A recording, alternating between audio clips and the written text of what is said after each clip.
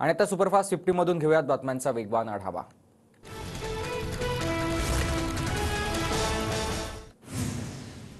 मुख्यमंत्री आणि दोन्ही उपमुख्यमंत्र्यांमध्ये जागावाटपावरून वर्षावर बैठक। नाशिकची जागा राष्ट्रवादीला तर ठाण्याची जागा शिंदेंना देण्यास तिन्ही पक्षांची सहमती, सूत्रांची माहिती। एकनाथ खडसे भाजपात जाणार असल्याच्या चर्चांना उधाण, कार्यकर्त्यांना विश्वासात घेऊन निर्णय घेणार। दिल्ली दौऱ्यानंतर सुरू असलेल्या चर्चांवर खडसेंचं स्पष्टीकरण। अकोल्यातून वंचित बहुजन आघाडीचे नेते प्रकाश आंबेडकर आज नामांकन अर्ज दाखल करणार। वंचितचे कार्यकर्ते शक्ती प्रदर्शन करणार। अमरावती महायुतीच्या उमेदवार नवनीत राणा आज उमेदवारी अर्ज आपला दाखल करणार। राणांच्या उमेदवारी अर्ज दाखल करण्यासाठी उपमुख्यमंत्री देवेंद्र फडणवीस, अजित पवार आणि भाजप प्रदेशाध्यक्ष चंद्रशेखर बावनकुळे उपस्थित राहतील। अमरावतीमधून नवनीत राणांच्या विरोधात प्रहारकडून दिनेश बोब यांना उमेदवारी अर्ज दाखल। बच्चू कडूंकडून आता जोरदार शक्ती प्रदर्शन करत नवनीत राणांवर हल्लाबोल। काँग्रेसचे अभय पाटील निवडणुकीच्या रिंगणात उतरणार। अकोल्यामधून अभय पाटील आज उमेदवारी अर्ज भरणार। नाना पटोले उपस्थित राहणार। महायुतीत हिंगोलीतून हेमंत पाटलांचं तिकीट कापल्यानंतर बाबूराव कदम कोहळीकर आज उमेदवारी अर्ज दाखल करणार। मुख्यमंत्री शिंदे उपस्थित राहणार। भाजपचे उमेदवार प्रतापराव पाटील चिखलीकर आज नांदेडमधून उमेदवारी अर्ज दाखल करणार। उपमुख्यमंत्री फडणवीस, बावनकुळे उपस्थित राहतील। महाविकास आघाडीचे उमेदवार नरेंद्र खेडेकर आज बुलढाण्यातून नामांकन अर्ज दाखल करणार। आदित्य ठाकरे आणि इतर नेते उपस्थित राहणार।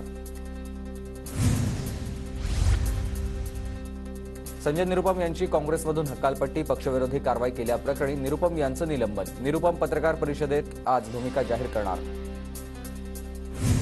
काँग्रेसच्या रश्मी बर्वेंच्या जात वैधता प्रमाणपत्र रद्द प्रकरणावर आज हायकोर्टात अंतरिम आदेश देण्याची शक्यता। खोटे जास्त प्रमाणपत्र लावल्यामुळे बर्वेंची उमेदवारी रद्द। संपूर्ण युक्तिवाद ऐकल्यानंतर आज निकाल येण्याची शक्यता। रत्नागिरी सिंधुदुर्गच्या जागेवर शिवसेनेचा दावा कायम। आज उदय सामंत यांनी बोलावलेल्या बैठकीकडे सगळ्यांचंच लक्ष। रत्नागिरी सिंधुदुर्गच्या खासदार मोदींच्या मंत्रिमंडळातला हवा। 4 जूनपर्यंत मी वारंवार भेटत राहणार, नारायण राणेंचं सूचक वक्तव्य। 9 एप्रिलला शिवतीर्थावर या, काय घडलंय काय घडतंय हे सांगायचंय। मनसेची सोशल मीडियावर पोस्ट। गुढीपाडवा मेळाव्यानिमित्त मनसेकडून पोस्ट। पुण्याच्या शिरूरमधील इंद्रायणी मेडिसिटी प्रकल्पावरून शिवाजीराव आढळराव पाटील आणि अमोल कोल्हेंमध्ये वाद। प्रकल्पाची घोषणाच, प्रत्यक्षात प्रकल्प न आणल्याची आढळरावांची टीका। तर संबंधित प्रकल्पाचा सुतोवाच अजित पवारांनी केल्याचे अमोल कोल्हेंचं उत्तर आहे। नागपूरच्या रामटेकमध्ये अपक्ष उमेदवार किशोर गजभिये यांना वंचितचा पाठिंबा मिळाल्यानं वाढली काँग्रेसची डोकेदुखी। या निवडणुकीमध्ये काँग्रेसला मतविभाजनाची भीती। अमरावती लोकसभा मतदारसंघातून रिपब्लिकन सेनेचे उमेदवार आनंदराज आंबेडकरांचा उमेदवारी अर्ज मागे घेण्यात आलाय। अमरावतीमध्ये आनंदराज आंबेडकर वंचितच्या उमेदवाराला पाठिंबा देणार। भंडाराच्या लाखनीत काँग्रेसच्या कार्यकर्ता मेळाव्याचं आयोजन। मोठ्या संख्येनं पदाधिकाऱ्यांसह कार्यकर्त्यांची हजेरी।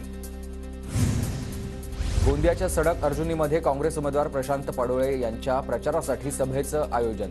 सभेला रोहित पवारांची उपस्थिती। मात्र पडोळेच आता प्रचार सभेला गैरहजर राहिल्यानं एकूणच चर्चांना उधाण आलंय।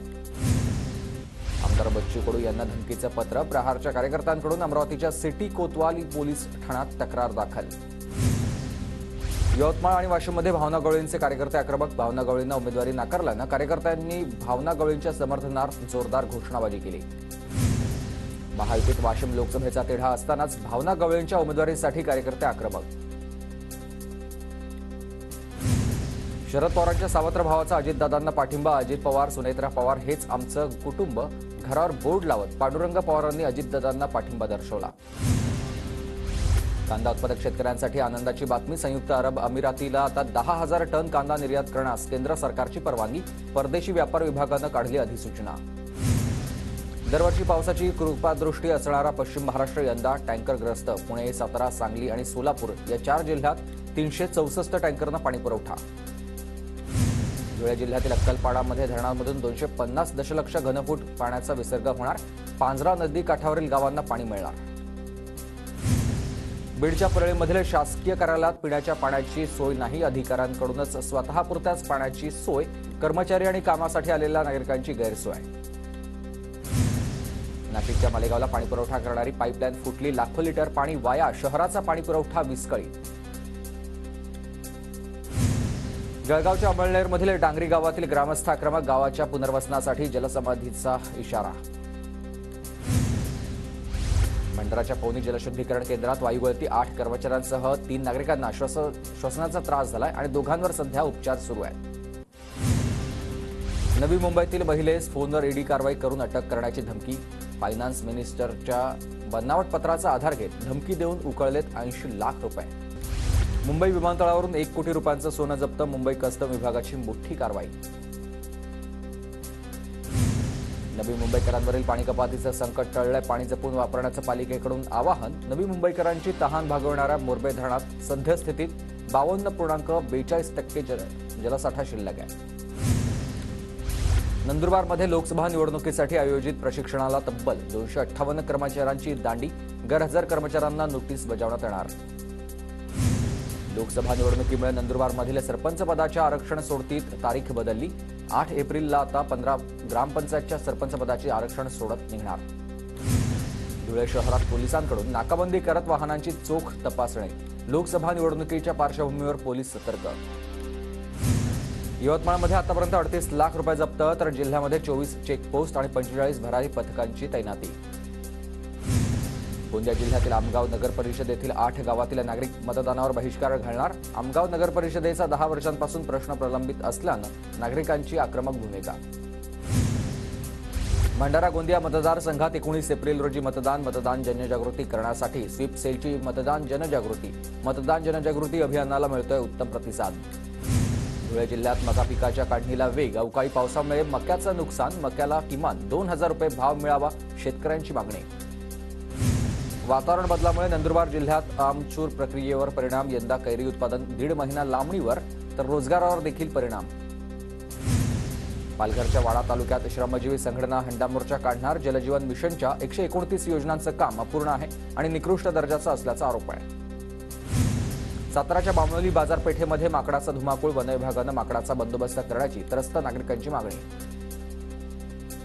संत श्री बाळूमामा यांच्या जयंतीनिमित्त भंडारा उधळून साकारलंय चित्र. साताऱ्यातल्या पाटणमधील संदीप डाकवे यांनी साकारलंय अनोखं चित्र. मुंबईत केल्या जाणाऱ्या नालेसफाईला सुरुवात. छोटे मोठे नाले, भूमिगत गटारातील गाळ काढण्यासाठी कार्यादेश. यावर्षी एकूण 10,21,781.92 मेट्रिक टन गाळ काढण्याचे लक्ष्य आहे. मुंबईहून कर्जतला जाण्यासाठी आणखी एक रेल्वे मार्ग तयार होणार. येत्या काही वर्षांमध्ये हार्बर मार्गावरील सीएसएमटीवरून आता पनवेल मार्गे कर्जत गाठणं शक्य होणार आहे. डिसेंबर 2025 पर्यंत काम पूर्ण करण्याचं लक्ष्य आहे. पश्चिम रेल्वेवरील प्रवाशांसाठी प्रवासासाठी वातानुकूलित लोकलला पसंती. उष्णता वाढू लागल्यानं पश्चिम रेल्वेवरील प्रवाशांचा वातानुकूलित लोकलचा मासिक पास काढण्याकडे कल आहे. अंधेरी सबवे यंदाही पाण्याखालीच राहण्याची शक्यता. मोगरा नाल्याच्या रुंदीकरणाचं काम पुढच्या वर्षी होणार. अंधेरी सबवेमधून ये जा करणाऱ्या वाहन चालकांसमोर आव्हान कायम.